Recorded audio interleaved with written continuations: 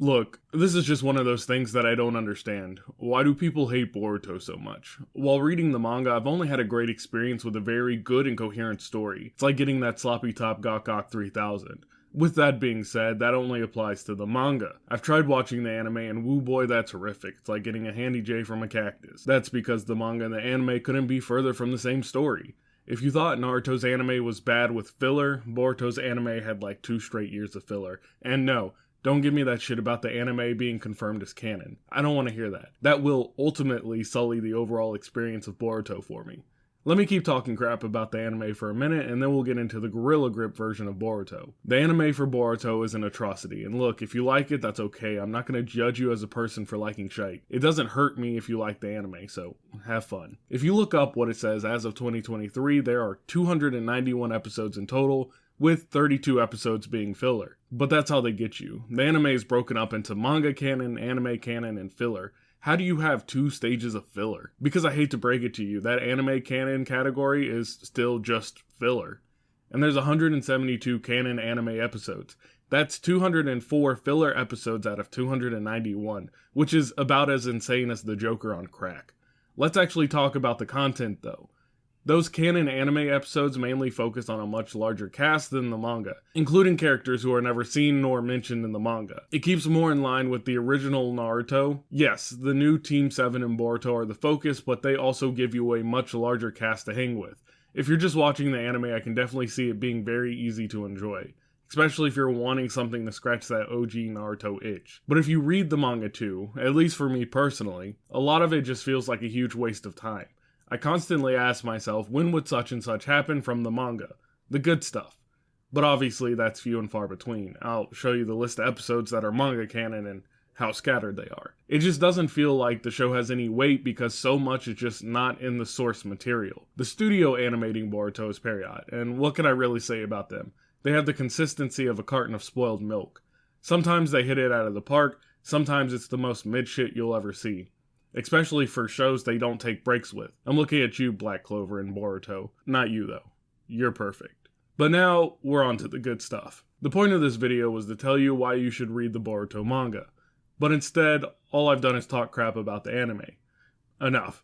If I wanted to talk about something stinky, I'd talk about anal sex with someone who has IBS. The Boruto manga is literally peak fiction. It's the reason a lot of people stick with the anime because they want to see what's in the manga animated. We all saw what happened when Naruto Baryon Mode got animated. There's a reason for that.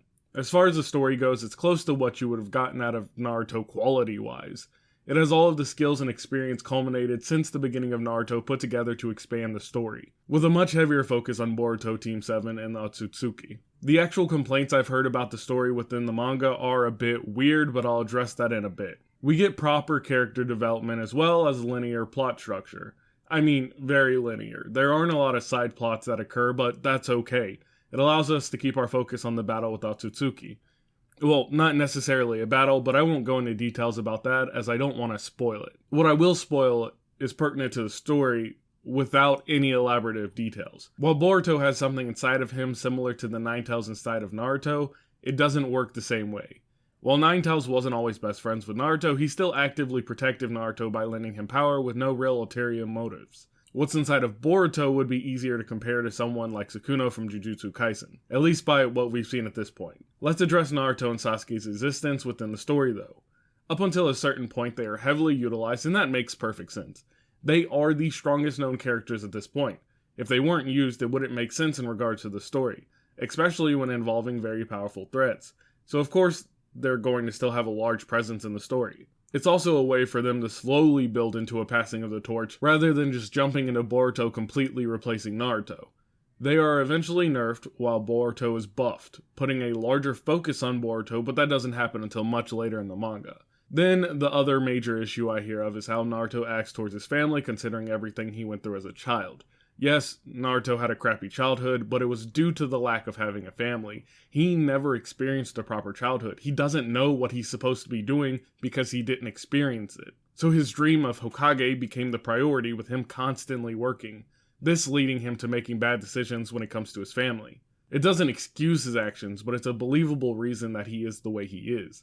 Those actions, though, directly reflect on Boruto as a character and help to build him. It gives us a bottom level for Boruto for him to eventually learn to get over. There are pretty nice twists and turns that leave you never really sure where the story will go, and as we get to what everyone is assuming is the start of the time skip, it's about to get even more twisty. The manga just has very cohesive storytelling that I feel gets too much hate from people who have probably never read the series. If you have read it and hate it, that's fine. Having to read a series that has Naruto in it but doesn't focus on him probably isn't what everyone signed up for, but it is what it is. If you haven't checked out the Boruto manga, I would definitely recommend it. I'd definitely recommend it over the anime. If you do watch the anime, don't blame me if you hate it. I warned you. That's really it though. If you enjoyed the video, don't forget to like and subscribe. Otherwise, peace.